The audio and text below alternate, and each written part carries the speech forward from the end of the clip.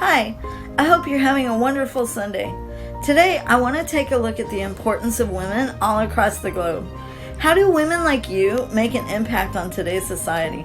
First of all, I want to go way back to Genesis chapter 1, when God was creating the earth. In the account of creation, God created the earth and everything in it in several steps. In the beginning, God already existed. It's hard sometimes for our finite minds to understand this, but we have to accept it by faith, because if we could understand everything about God, He'd be too small to be supreme, since we'd be able to easily comprehend His intentions, what He's going to do, and what He's already done. God is far bigger than that.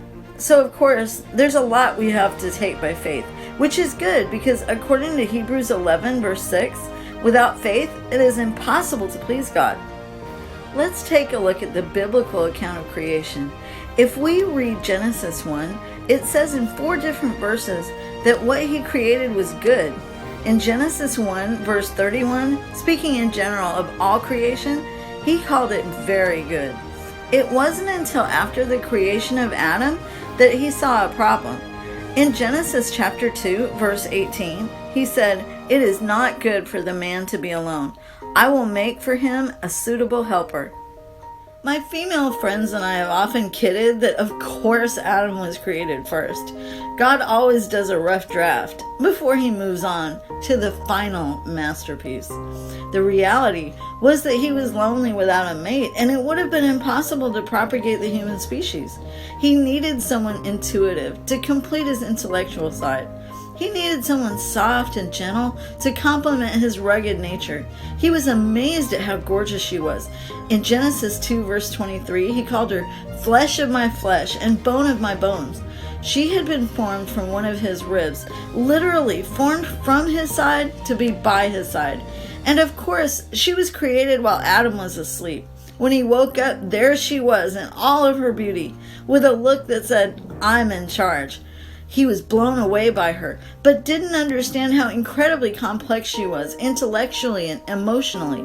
Even today, men spend years learning how to understand women. Eve was destined to become the first mother. Do you realize, if you're a mother, that you are the conduit between the supernatural realm and the physical one? We don't realize how much of a privilege it is to be a life bearer. No man will ever experience the feeling of a baby fluttering and shifting inside of him. It's one of those things that women remember.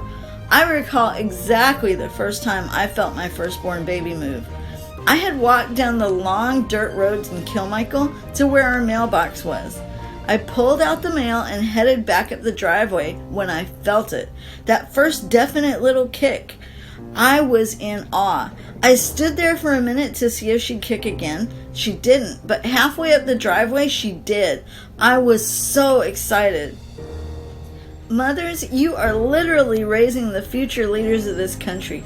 You teach your children the value of education, honesty, hard work, and serving God. Never ever identify yourself as just a mom. You are never just anything. If you're raising children at home, which is so critical for their development, you are a cook, a nurse, a chauffeur, a counselor, a housekeeper, a teacher, and many other important roles, all wrapped up in one beautiful package. Proverbs 31 verse 10 says, "Who can find a virtuous woman? For her price is far above rubies." And ladies, it's not about your dress size either. Don't fall into that trap. After having babies, I've heard so many women say, "I've got to get my body back." But you didn't lose your body, it simply changed. Your body is an instrument, not an ornament. There's nothing wrong with being physically fit, but your value isn't limited to what size jeans you can fit into. The beauty industry shows us pictures of women who have been altered by editing software. They're not real. They show us these women so that we'll buy into the notion that beauty comes from a bottle or tube, and that their products can make us desirable. In reality, kindness makes you the most beautiful woman in the room, no matter what you look like. Above all, you are the cherished daughter of God. You are made in His image, meaning that you are a tripart being, according to 1 Thessalonians 5, verse 23. You are a spirit who lives in a body. And you possess a soul. Your soul is your mind, will, and emotions. You are not a human being having a spiritual experience. You are a spirit being having a human experience. Angels don't know the difference between God speaking and you speaking. When you speak the word, they're obligated to carry it out according to Psalm 103 verse 20. Psalm 17 verse 18 says that you're the apple of God's eye. Woman was the final act in God's original process of creation. After creating Eve, he rested, not because he was tired, but because he was finished. Women are God's answer for men when they need encouragement, guidance, and gentleness.